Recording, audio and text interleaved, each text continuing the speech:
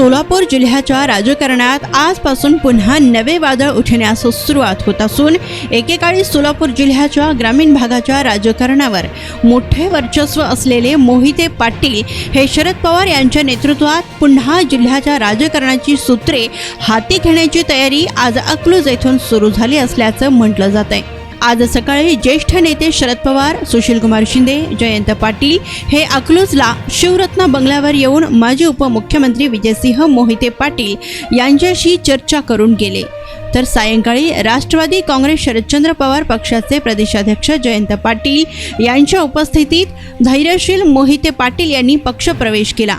यावेळी विजयसिंह मोहिते पाटील, सोलापूर लोकसभेच्या उमेदवार आमदार प्रणिती शिंदे, संजय पाटील घाटणेकर, विठ्ठल कारखान्याचे चेअरमन अभिजित पाटील, भारत पाटील, नागेश फाटे, शिवाजी कांबळे यांच्यासह अनेक मान्यवर उपस्थित होते।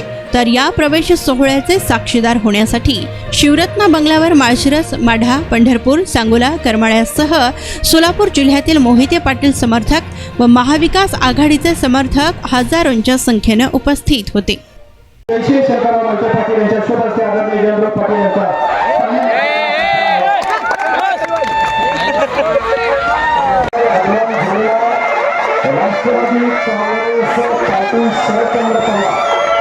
प्रदेशाध्यक्ष समानीय जयंतजी पाटील साहेब यांच्या वतीने आभार व्यक्त तमाम अकलूजकरांच्या वतीने सर्वांचे